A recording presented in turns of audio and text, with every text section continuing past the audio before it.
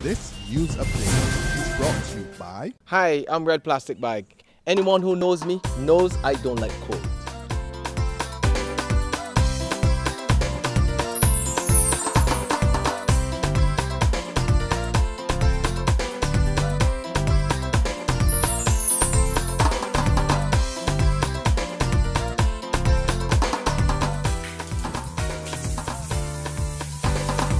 Sunshine reigns in my country. I love it.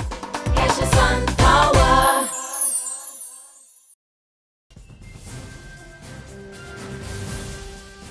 This is the 6 p.m. Barbados Today update for Tuesday, April 8, 2014. I'm Kamar Jordan. Let your wallets do the talking. The strong words of the Executive Director of the Barbados Manufacturers Association, Bobby McKay, as she has her say today on St. Lucia's decision to impose a 70% duty on products coming from Barbados and other more developed countries within CARICOM. The move is already said to be hurting Banks Beer and Tiger Malt, produced by Banks Holdings Limited. The tax could also have a negative impact on solar water heaters.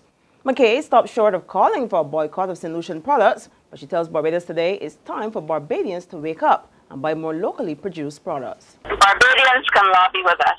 The Barbadians can speak with their wallets. St. Lucia sends us over $5 million in beer a year. We welcome everything into Barbados with open arms. Because that's the only way we can really speak right now is with our wallet. Until we can get this solved, we have to do whatever we can. It's about Barbadian jobs. The island's trade woes with St. Lucia are not the only concern for business leaders. In fact, rising crime is emerging as a major worry. The president of the Barbados Private Sector Association, Alex McDonald, says there's growing fear among private sector players that if the local economy continues to deteriorate and unemployment rises, businesses and their workers could become targets for the criminal-minded.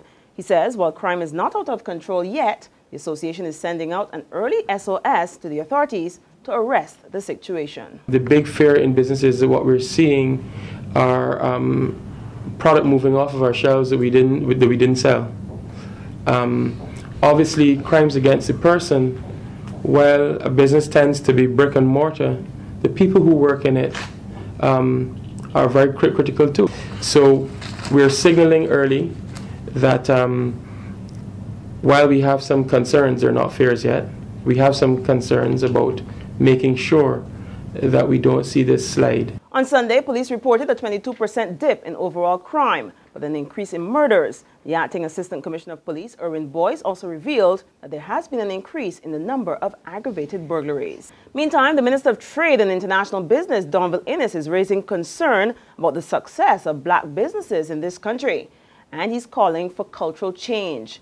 Donville Innes told the launch of the Caribbean Association of Networking Entrepreneurs, otherwise known as CANE, this morning, too many black businesses don't make it past the first generation, and he believes Barbadians must turn this around by teaching their children about entrepreneurship, risk-taking, and stickability.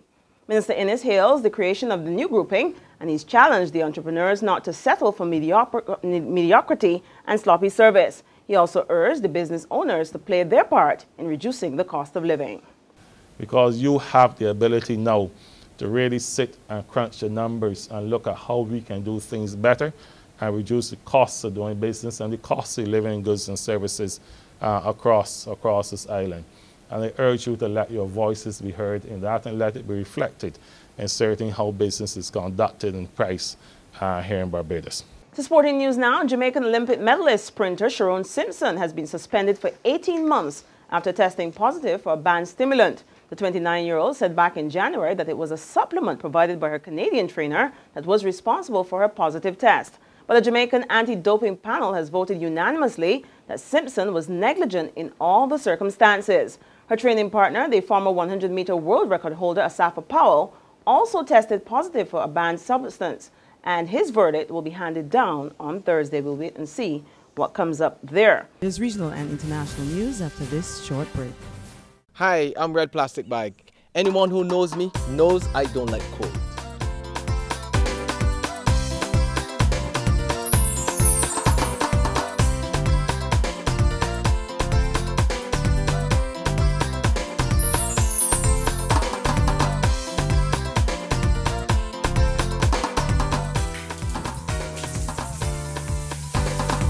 Sunshine reigns in my country. I love it. It's your sun power.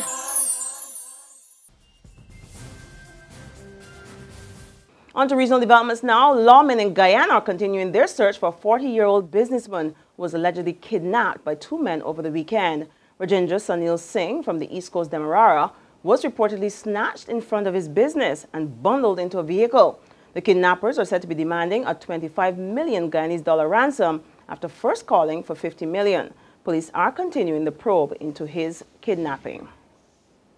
Further afield, on the international scene, 60 people were taken hostage in eastern Ukraine today as the government struggled to stay in control as tension flared in 3 cities. This as the government managed to recapture its regional headquarters and detain dozens of pro-Russian protesters in one city. The Ukrainian Security Service says unknown separatists with weapons and explosives were threatening the hostages inside the Security Service branch. It's not clear who the hostages were. The building was seized Sunday by armed pro-Russian protesters. And that's been our 6 p.m. update. Join us again at 7 o'clock in the morning. Until then, log on to www.barbadostoday.bb. Subscribe to our e-paper, or better yet, like us on Facebook. I'm Kamar Jordan. Have a great evening and join us again tomorrow morning. This news update is brought to you by... Hi, I'm Red Plastic Bag.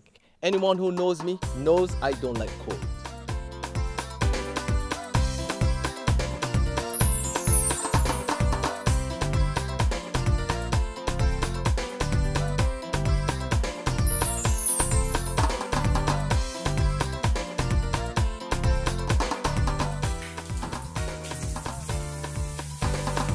Sunshine reigns in my country. I love it. Get your sun power.